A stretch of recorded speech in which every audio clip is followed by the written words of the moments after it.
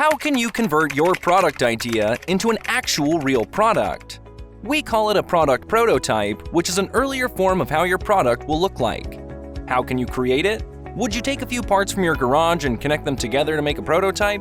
Well, that might not work because you won't be able to produce that on a large scale. Besides, you need your early product to look attractive so that you can get investors and buyers. What should you do to rapid prototype your next thing? Don't worry, we have started this series to guide you on how you can invent products.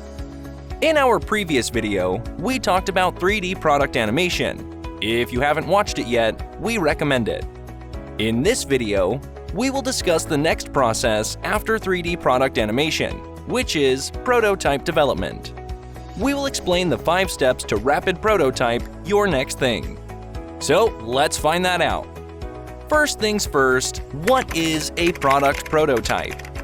A product prototype is an early sample of a new product.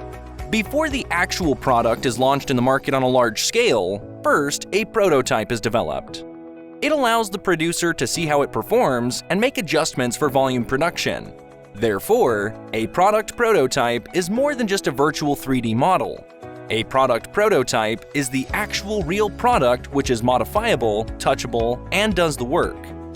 Since you are the one who is inventing that product, you need to show what it will look like. That's why a product prototype is developed, to show it to the users and investors.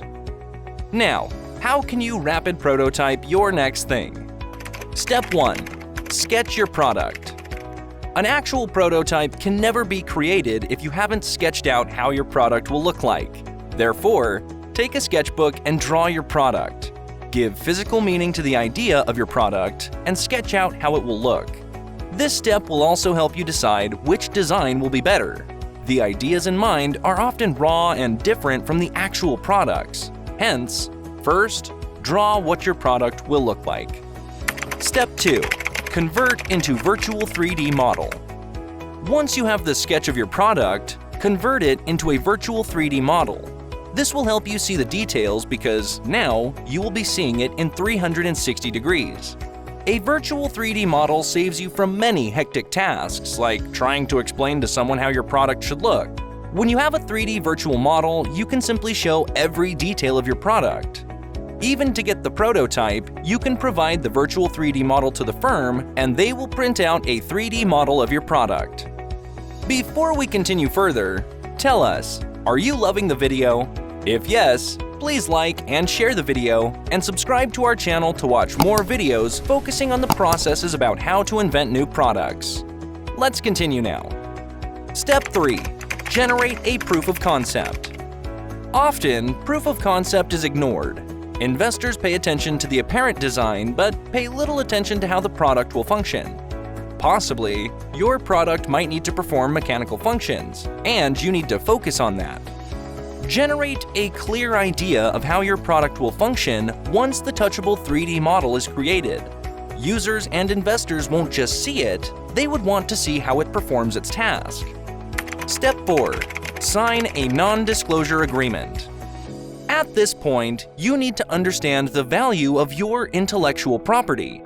Since you are outsourcing most of the work, your ideas and models can be stolen. Someone else can get a prototype of your product before you, and you cannot do anything about it.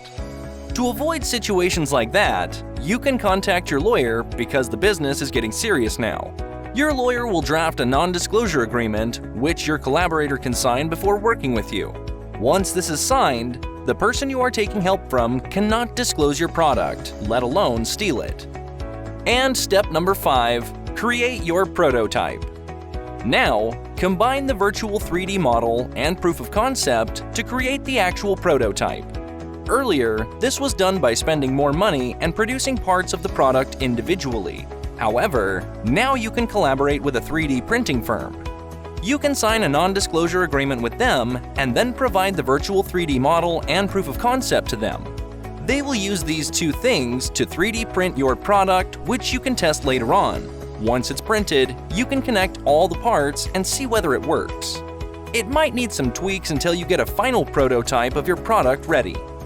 Did you know you might need things like a non-disclosure agreement and a proof of concept to create a prototype of your product? Comment down below in the comments section on which step of the prototype creation you are at. If you loved the video, give it a like and subscribe to our channel for videos that helps you to invent new products step by step. If you have a rough idea about a new product that you want to invent, this is the channel where you will find a guide about how to do that. Until the next video, stay tuned.